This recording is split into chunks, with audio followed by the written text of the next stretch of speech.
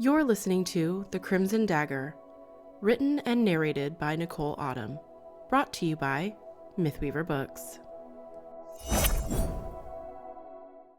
The rowdy tavern crowd is making my palms itch. I hate being in crowded, enclosed spaces. It's too easy to slip a dagger, stab someone, and move away without being seen, but one of my contacts said they have a job for me. The crowd seems merry. Why are you so glum? Alaric slips next to me, and I give him a dead stare. You know I hate taverns, but you insist this is where we should meet. I cross my arms over my chest and lean back in my chair, unamused by his venue choice. Katarina Eldarien, you're such a stick in the mud. The tavern is a great place to have some ale, a meal, and possibly round up a good fuck for yourself. I know that's what I plan to do. Alaric twiddles his fingers in a wave at a redhead a few tables over, who leans on her elbows, pushing her boobs up and batting her lashes at him. I roll my eyes at the blatant display of lust and lean closer to him. The contract you wanted to discuss? Straight to business so we can move on to pleasure, I see. Alaric places his hand on my thigh, and I smack it away. But he shrugs as if it's my loss. I've heard whispers about him being a great lay, but something about him never enticed me. Maybe it's because he's also an assassin. The thought of trusting him enough to fuck him makes me cringe. I wouldn't lie my daggers down for any man I couldn't completely trust, even if it is for a quick 10-minute lay. Word is, there's a contract out for King Augustine, set by our good King Nathaniel for 100,000 gold astras. Alaric wags his brows at me over the hefty reward. Most bounties are only a few hundred gold astras, so for one to be priced so high means it's going to have every assassin gunning for Augustine.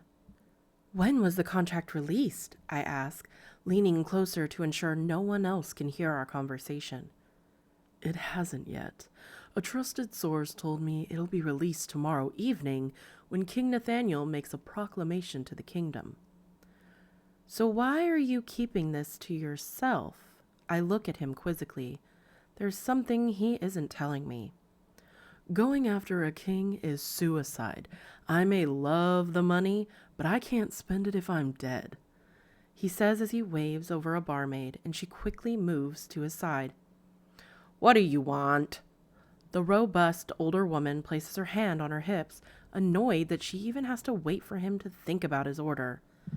I want 2 ales and a room, Alaric says sweetly, hoping to charm her. Talk to Suisse for your room, she says, and walks off to get the ale. If I were you, I would get to Nathaniel first, so he doesn't release the contract tomorrow, and you're the only assassin going after it. Alaric makes a good point. If I get to him first, with my track record, it would be an easy decision. I'm the best assassin in all 3 kingdoms. My successful kill list has grown so long, I don't keep count anymore. All of them were political rivals or key military figures in the other 2 kingdoms. I refuse to take civilian contracts and get caught up in petty squabbles. I'm in this business for the money, and I didn't get this good just to off someone's crazy husband or wife. Living on the streets with nothing and no one to take care of me meant I had to fend for myself. When war broke out between the kingdoms, they quickly realized that fighting in the Grim Hollow Forest, which connected all of them, was impossible. It's enchanted with ancient magic, which allows the forest to protect itself and all who reside in it. So the kingdoms turned to assassins to fight the silent battles. Now, being 29, I've honed my skills to perfection. Some people in the other kingdoms have even given me the nickname, the Crimson Dagger. My black dagger and my red face scarf are my trademark. The daggers alone wouldn't give me away, as they aren't anything unique except the color, although it's common enough, but both together are my tell. My identity has been kept a closely guarded secret. Only a few people know my face and name, Alaric included. He had saved my ass at the ripe age of 19. Being a few years older, he thought saving me meant I would repay him in bed, but boy was he wrong. The barmaid places the ales on the table and holds out her hand to Alaric, who places 2 gold astras in her palm before closing his hand over hers, flipping it over, and kissing the top of her knuckles. "You devil," she says and swats his hand away, but I saw that smirk that pulled at her mouth as she turned away from us. "Well, I'm going to go get 100,000 astras." I stand and grab one of the ales, throwing it back and slapping the wooden mug back on the table. "That was mine, you twit," Alaric says haughtily. "I'll pay you back when I get my reward." "I'm holding you to that," Alaric yells from behind me as I exit the tavern and onto the dark street. It's quiet out, the noise from the tavern fading in the distance. As I make my way through the winding roads, I hear the faint sounds of people closing their shutters, getting their children to bed, and even muffled cries. Whether they're from the children or their mothers, I don't know, but times have been hard here since the start of the war. Food has been scarce, and medical supplies are even more so. Death is becoming an all too common occurrence from things like treatable illnesses or starvation. This contract for King Augustine could change everything for my kingdom of Ravenmoor. It could mean access to trade again, so people can get the things they need to survive. I move quickly and quietly through the shadows until I reach the king's home. The castle is modest compared to the other kingdoms that rob their citizens to live in their grand castles while their people starve. I pull my red scarf up to cover my face before heading to the guards. They stop me before I flash the tattoo of my assassin's insignia on my arm that's specific to our kingdom. Ironbriar brands their assassins, while Timbervale has a particular set of piercings and jewelry. They don't question it, and it never fails to amaze me how trusting they are, but my tattoo commands respect and invites violence. Anyone who wasn't an assassin would be a fool and wind up dead if they didn't have the skills to defend themselves. Getting the tattoo just to get into more secure locations would be idiotic. Most of the contracts I've taken come from the king himself or his generals. So I go to the meeting room expecting to wait for his arrival, but it seems another assassin beat me to him. I flex my shoulders back and stand tall when I spot them talking. I give them space, but I'm still close enough to hear what they're discussing. "Sire, I beg you, I can take this contract." Fuck. The others must have heard about it, unless it's for another high-ranking official. "I don't think you're suited for it, but here, die on your own terms." The king hands him a roll of parchment, and the assassin bows before leaving quickly. "Sire," I bow until he responds, but I never lower my scarf. Even the king doesn't know my true identity, and neither of us ever felt the need for full disclosure, as I've proven my loyalty 100 times over. "I was expecting to see you tonight, Katarina." He moves around the desk at the center of the room and sits behind it. Moving to stand before him, I get ready to make my case. "You can have it." The king cuts me off, pulling another parchment from a drawer and handing it to me. "Are you going to release it tomorrow?" I ask, hoping he wouldn't, but I know he's fed up with this war and wants it to be over. Hell, as much as I hate this war, I'm benefiting from it. No war, no contracts, no money, but I know our people need it to end. "I'll give you a week before I release the contract to the other assassins." He looks me in the eye, knowing I'm one of the few capable of this level of work. "Thank you, sire." I bow again and turn to leave. "Do me a favor. When you kill Augustine, bring me his head and do anything necessary to end this war." "Of course, sire." I leave quickly, tucking the parchment in my leather vest. Leaving the castle behind, I wander the dark cobblestone streets, moving through the shadows with ease, knowing most people are sound asleep or stumbling home from the tavern. My home is a small cottage on the edge of town, where people stay far away since it has issues with bandits. However, I've made my reputation clear, and no one has dared to rob me. So when I open the door and find it dark and quiet, I let out a sigh of relief. I could rest through the night, but I only have a week to get this mission done, and it might take me just that long to get close enough to the man to kill him. I stuff food, a change of clothes, a satchel of gold astras, and a few extra weapons in my bag, and I'm back out the door. The travel alone will take me all night and day to reach the edge of Ironbriar, King Augustine's kingdom. The travel was quiet, and I made it to the border in record time. As the sun was setting, I headed to the tavern hoping to overhear drunk patrons spilling the news of Ironbriar, even though I despise taverns. Turns out the king is having a ball tomorrow night to celebrate a victory. That will give me the perfect opportunity to slip into the castle relatively unnoticed. A fancy dress will be enough to trick them into letting me in, and showing up a few hours after it starts will mean they have drunk enough for them to let their guard down. I head to an abandoned cottage in the forest that I use occasionally when working in Ironbriar to get some needed rest. The high grass in the meadow is soft and filled with wildflowers, but in the deep underbrush, you can sense the ancient magic that lives in everything. The earth, trees, and soil seem to hum a tune that resonates deeply with my soul. When one takes life so often, it's easy to notice when life is thrumming all around you. This forest is alive, and those stupid enough to tempt their fates here are bound to spend eternity locked in its depths. So when I lay my head down for the night, I have no fear of harm, and the sleep I get in an abandoned cottage is the best sleep I've ever had. Now that the sun has risen, I go to one of the nicer dress shops in town and purchase a navy gown made of the finest silks. The sleeves are long and billowy, allowing me to stash my daggers and throwing knives while also hiding my tattoo. It's lightweight, making it for an easier escape, and features a beautiful gold leaf design along the dress, which extends over the shoulders to create a leafy lace. I head to a jeweler to purchase a large sapphire pendant encrusted with gold designs. I couldn't have found a better set if I had asked the gods themselves. I found a simpler pair of gold earrings, then headed to the local inn. I paid for a room purely for appearances. I pull on my gown, tie the ribbon holding the pendant, and put in my earrings.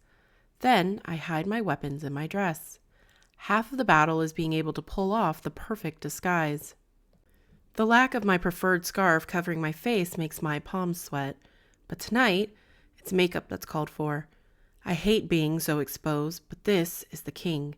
If I could kill him, I could end the war. I would have no need for anonymity if I'm successful. But if I'm not, that would mean the end of my career in a whole different way. There would be a price on my head that would rival the king's. My reputation would be shot, and I can't afford that. Leaving the inn, the streets were buzzing with excitement as the sun hovers just above the horizon. The commoners will party outside on castle grounds, but those who appear wealthy will be let inside to party with King Augustine, hence the reason for my shopping spree. When I cross the drawbridge to the castle grounds, the party is already in full swing. Eyes fall on me as I enter. Whistles and drunken men call out for my attention, but my eyes lock onto the guards at the castle doors. "Who are you?" The guard asks, inspecting me. "I'm Lady Anastasia Celestina. I'm here to celebrate our king's noble victory over our enemies," I say, batting my lashes at the men. They relax at my overtly loyal response and gives me another once-over before allowing me through. I swallow the nerves that have my heart pounding in my chest. Even the wrong word could give me away, and that would mean a quick and dangerous retreat, which would put me at a disadvantage. I'm an assassin, not a soldier. I move in the shadows, and stealth is my best weapon. Head-on combat with 2 guards in armor would not end well for me. I follow behind a couple who are walking at a leisurely pace to the grand hall. Voices of merriment carry down the corridor. Music and laughter ring out, and I am greeted by the most audacious display of wealth I've ever seen. Gold adorned everything from columns to curtain rods and candle holders. The glint from the precious metal gave off an obnoxious glare that made my eyes uncomfortable. 2 tables, the length of the grand hall, were full of food, amounts that could easily feed an entire village for 1 room of people. The sight sickens me, knowing there are people at home who are hungry and half of this likely won't get eaten. I don't linger in the doorway long to avoid drawing any unnecessary attention. King Augustine's boisterous laughter echoes around the room, giving me his exact location. I find a pillar on the edge of the grand hall to stand near so I can watch him. As a server walks by, I grab a crystal glass of mead. Even the cups are sickly expensive. The women flock to King Augustine like flies to horse manure, and I don't understand what they see besides bags of gold astras.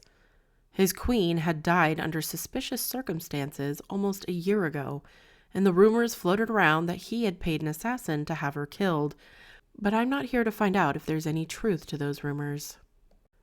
King Augustine walks up several steps towards his throne, yelling out a cheer to gather the room's attention. Today, we celebrate another glorious victory over our foe, although I can't say they'll be foes for much longer. This attack will cripple the filthy kingdom of Ravenmoor. The crowd cheers, and I can feel my face getting hot with anger. My son, Prince Rupert, has successfully led an attack on their merchant ships in the dead of night. Another cheer rang out. My heart races and sinks all at once. My hands shake in anger while fear flushes my neck and chest. That attack will cripple my kingdom. We needed the food and medical supplies. After their attack on our crop fields this past summer, we have been using our reserves and trading with kingdoms overseas. It has taken months for those ships to arrive with food and medicine to survive the winter. Now it's gone, sitting at the bottom of the ocean with no way to retrieve it. I crush the crystal glass in my hand, mead spilling everywhere. Shit. I drop the broken pieces and thank the gods it didn't slice open my hand. The king cheers with his men around him, and my eyes never leave him as I imagine ways to make him pay for what he's done. It looks like you need this. A man's voice, smooth as velvet, comes from behind me. I round on him, unnerved that he snuck up on me unnoticed, but he held out a handkerchief. My breath catches when I finally take in the man's face. He's deadly gorgeous. His black hair is long and brushes down the back of his neck, with pieces that frame his face stopping short of his strong, stubbled jaw. Thank you. With all this excitement, I guess I don't know my own strength.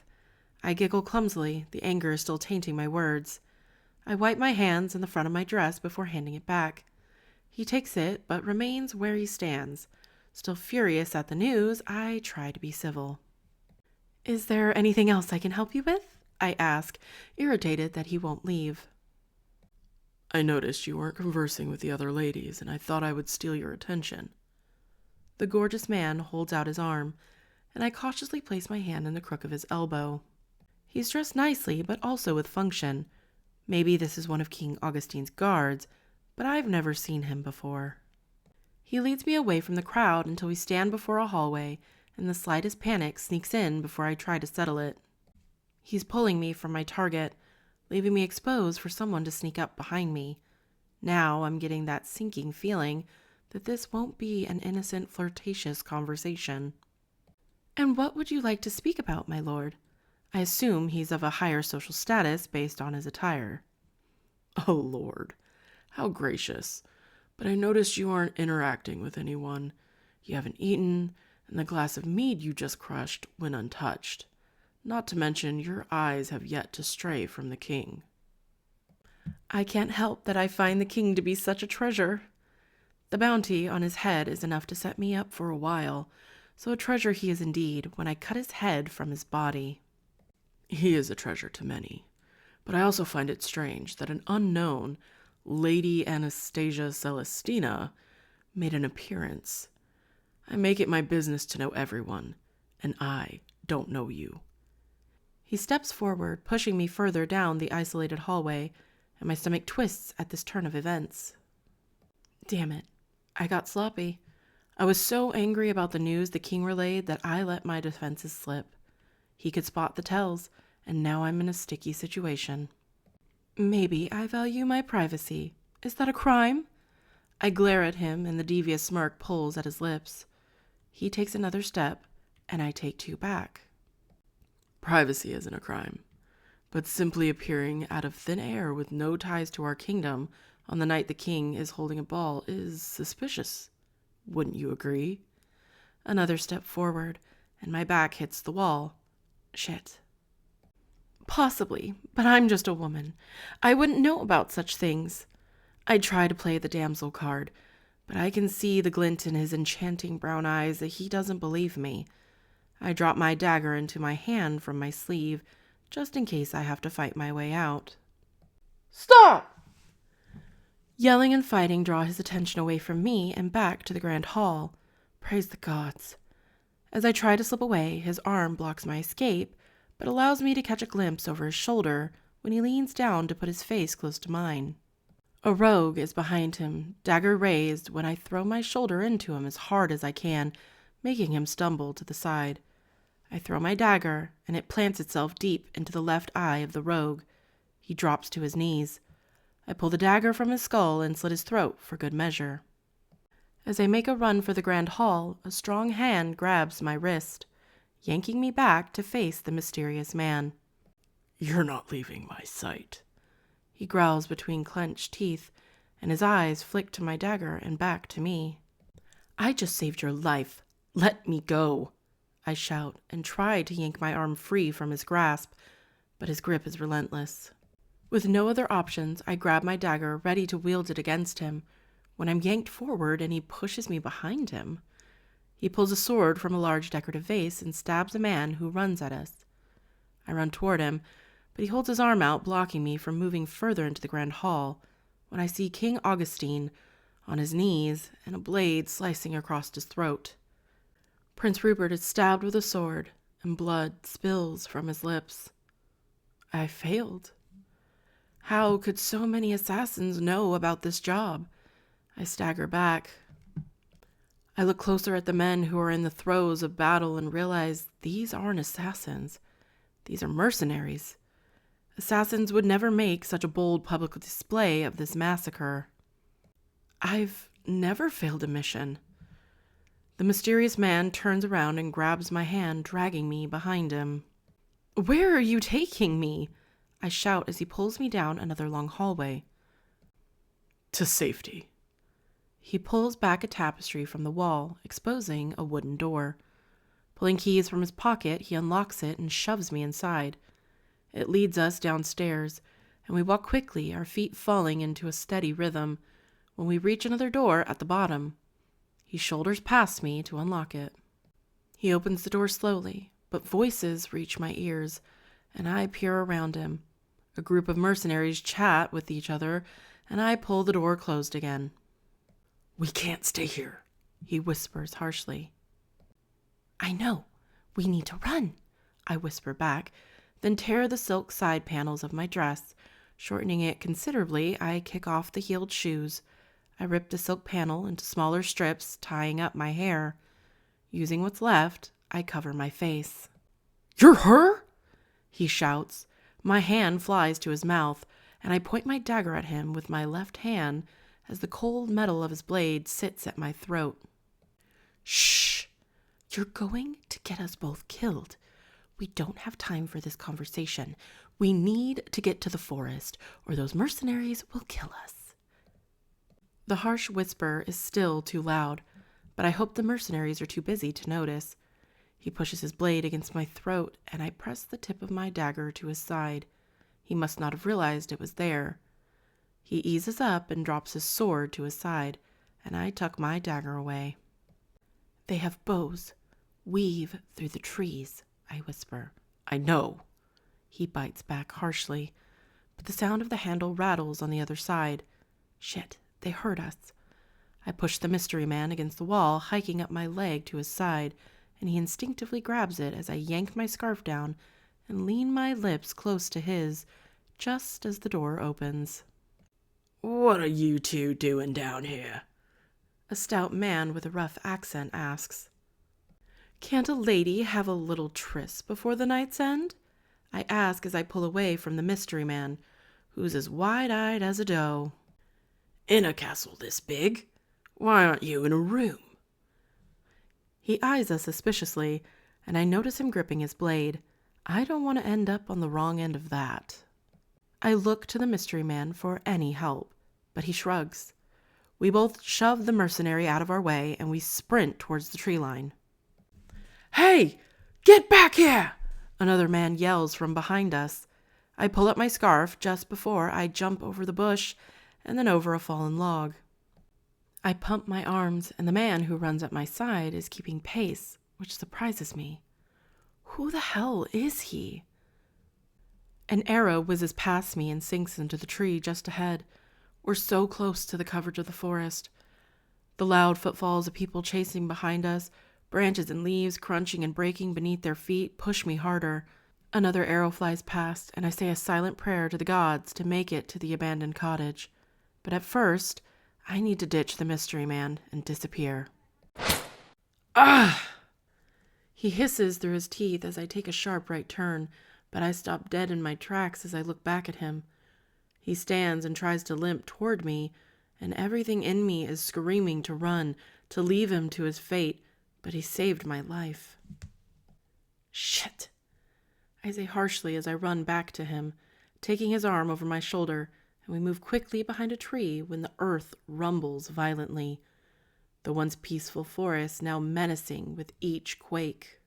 The spirits and magic that protect the land are now violently angry. Mystery Man leans against the tree, and I lose my footing as vines erupt from the forest floor, grabbing the mercenaries. He yanks me into his chest, holding me tightly to him when the ground opens up and swallows the mercenaries. Only the sounds of the night and our hard breathing can be heard. My chest heaves, and I lay my head on the mystery man's chest in relief as I try to catch my breath. The forest's overwhelming outrage subsides around us now that peace has been restored. When I look up at him, I'm not sure if the fire in his eyes is from anger or something else. When I try to pull away, he keeps a firm grip on me. I'm now keenly aware of the hard ridges of his body pressed against mine, and my heart races for an entirely different reason. My eyes trace over every inch of his stubbled face, his parted full lips and his rich brown eyes framed by black hair as dark as the night sky. He reaches up and pulls the silk down, exposing my face. His eyes bore into mine, and my heart races uncontrollably. You're incredible, he whispers. Suddenly his lips are on mine, and our kiss devours us. My fingers dig into his side, and his hand runs along my jaw, cupping my face.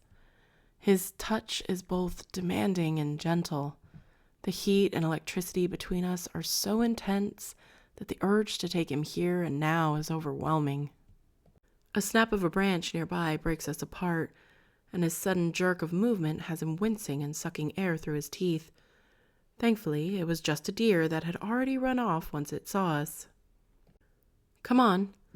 I grab his arm and wrap it around my shoulder again. Why should I trust you? He asked, but he limped forward with me anyway. You shouldn't. I step over a smaller log and help him over it. But I use the abandoned cottage close by to stash medical supplies. I can get the arrow out of your leg, wrap it, and then you can go on your merry way. I can feel his eyes on me as I help him toward the cottage, which comes into view after our short, tense walk in silence. I kick the door open and move him over to the small bed. He sits, and I drag over a small stool to prop up his leg. I light the lantern and then grab the supplies I'm going to need for his leg. You're her, aren't you? He asks as I cut the arrow tip from the shaft, and he winces, gripping the old blanket in his fist. Here. I hand him a small bottle of alcohol. He uncaps it and takes 2 long swallows. I watch as his Adam's apple bobs and the thick muscles in his neck stretch and flex. He lets out a harsh breath and a cough. The alcohol is cheap, and the burn is nasty, but it'll help with the pain. Are you going to answer my question? He pushes. I will answer if you will tell me your name and why you were at the ball, I shoot back. You might want to bite on this. I hand him a thick strap of leather and he places it between his teeth. On 3, I'm going to push it through, I say, and he nods. 1, 2, I shove the shaft of the arrow back out of his leg and his muffled scream pierces the silence. I put pressure on his wound with a clean cloth and he drops the leather from his mouth. Lucian. My name is Lucian, and I'm King Augustine's bastard. I freeze as my eyes meet his. Trust me, there is no love lost with his or Rupert's death. His chest heaves as he tries to even out his breathing. Why were you there? I ask as I finish wrapping the bandage around his thigh. Rupert was a twat. He didn't lead the attacks against Ravenmoor's ships. That was one of Augustine's captains. Word of Rupert's incompetence was spreading, and Augustine knew if the people turned on Rupert, he would need a backup plan. You, I ask, doubtful that Augustine would leave his kingdom to a bastard heir. I lived with my mother growing up, but I've been shadowing him for months, proving my loyalty and showing up at his side. First, I was Augustine's counselor to the kingdom, but earlier, at the start of the ball, he announced me as his son and second in line to the throne. You seem to have missed it. Well, it looks like it's your lucky day. You just won the throne, I say bitterly. Look, I didn't want to be a king, but now that the responsibility will fall on my shoulders, I won't rule the way my father did. I don't want to be at war. He thrived on cheating, stealing, and killing anyone who got in his way. If the assassins weren't killing his men, he was. I won't be like that. I'm sure. They all say that before they're bribed with riches, power, and sex, I sneer. Is that how your king is? He bites back. No, he tries to take care of his people, but your father has crushed us beneath his boot. Because of that attack on those merchant ships, my people will die. So excuse me if I don't take you at your word. Any offspring of that man is bound to be evil. I push back the stool I was sitting on, but he reaches forward, grabbing my wrist and stilling my movement. I'm not evil, he says through clenched teeth and shoves my hand away. Well, now it looks like you'll have a chance to prove that, I bite back, then stand and clean up the mess. Get some rest. You have a kingdom to get back to tomorrow. I pack away my medical supplies and step out of the cottage to get some air. The king's bastard son. I'm supposed to end this war by any means necessary. Killing him could be an option, but that would leave Ironbriar up for grabs, and that could lead to another whole host of problems. If he's telling the truth and plans to rule differently from his father, he could be the best option. It wouldn't take long, though, for King Augustine's most trusted advisors to worm their way into Lucian's head. Shit, what am I going to do about him? I don't trust him, but I trust King Augustine's advisors less. Well, that's tomorrow's problem, and I want to enjoy the cool autumn night. The forest is alive with the sounds of nocturnal animals coming out to hunt. Owls hoot in the distance as frogs and bugs sing their nightly serenade. There are small patches of glowing moss along the riverbank, illuminating a deer leaning its head down to lap at the gently flowing water. Even when you expect it to be quiet, the forest is alive and majestic. Today's events weigh heavy on me, and my eyes feel just as heavy as exhaustion hits. I resign and head back inside the cottage. Lucian has removed his outer layers and vest, leaving him in a thin cotton shirt with a deep V neckline that exposes the top of his chest. He has his hands under his head and stares at the ceiling. I grab my bag, pull it open, and grab clothes so I can change out of this dress. I head to the door again, deciding to change where the animals can see me rather than Lucian. Are you changing outside?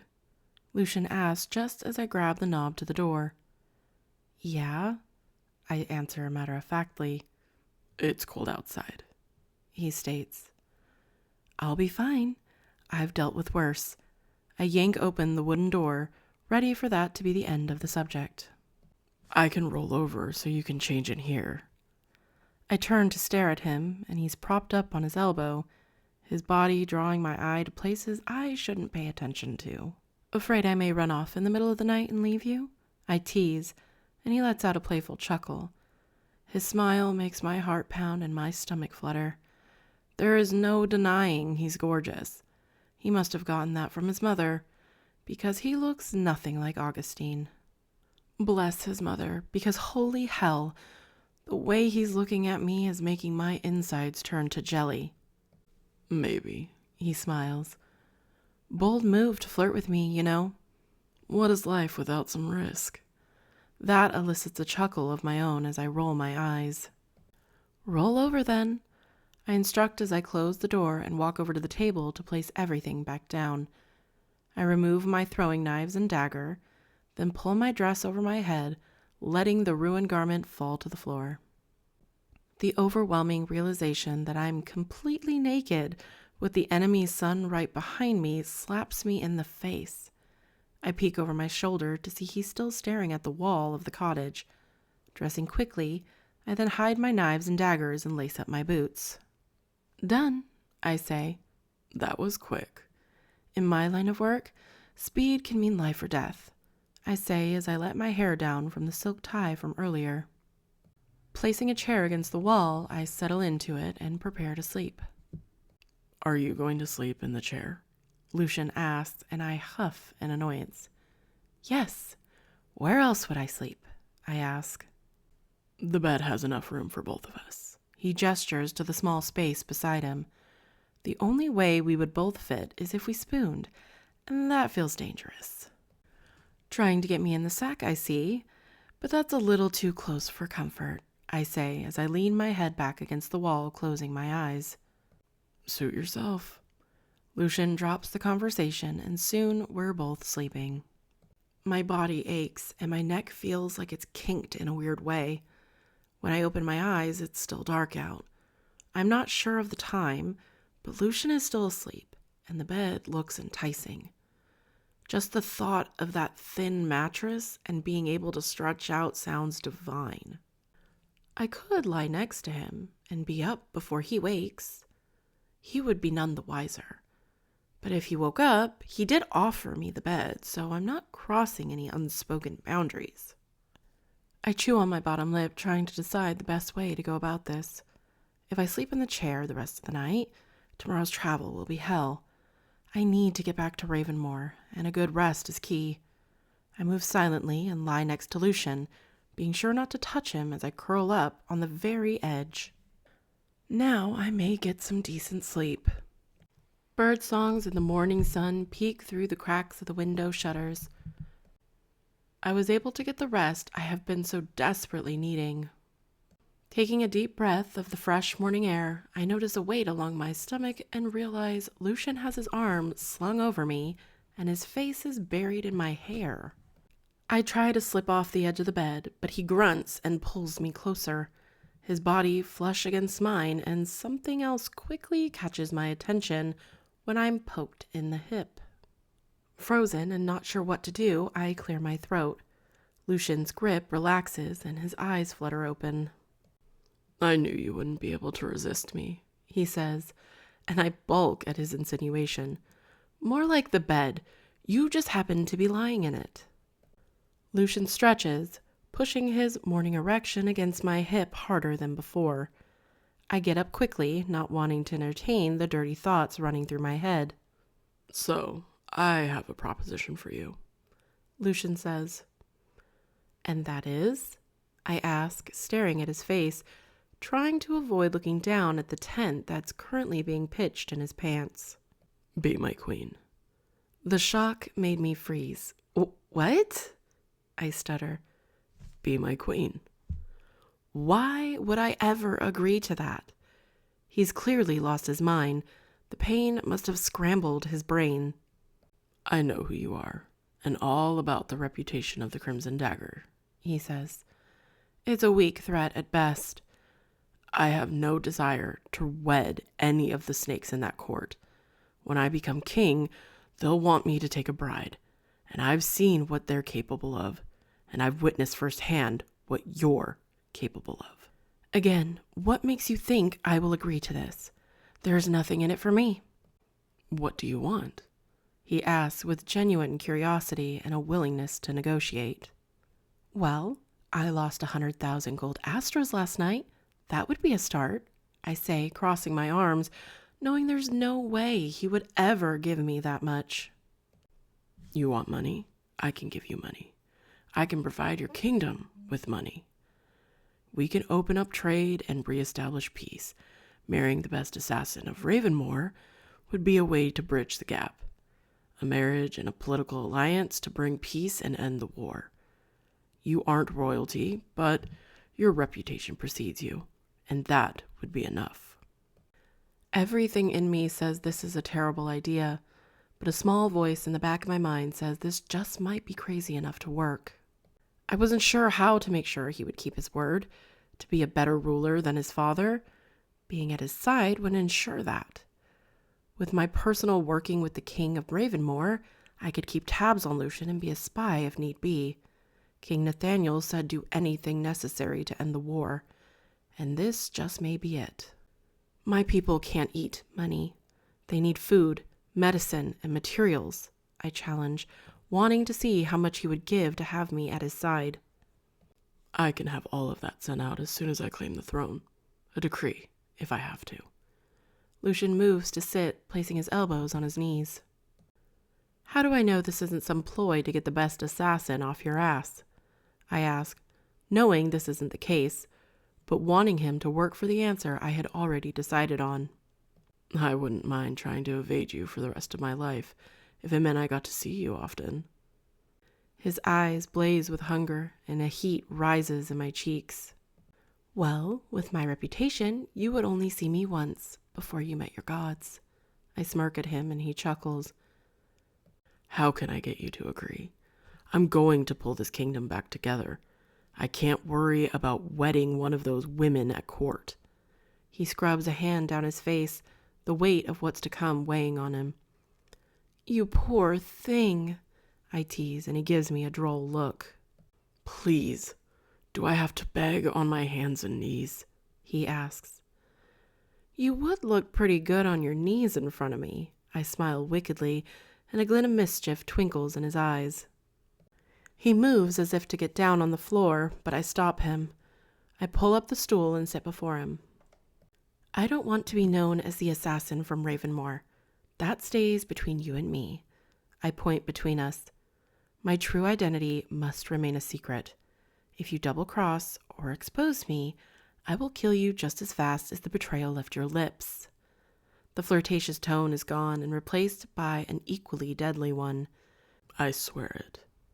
So do we have a deal, Lady Anastasia Celestina? He holds out his hand, and I take it in mine, shaking to this wild, stupid, brilliant plan. It's Katarina Eldarien, but you can call me whatever you want as long as you bring peace and end the war. Deal. That is the end of The Crimson Dagger, written by Nicole Autumn. Narrated by Nicole Autumn. Brought to you by Mythweaver Books.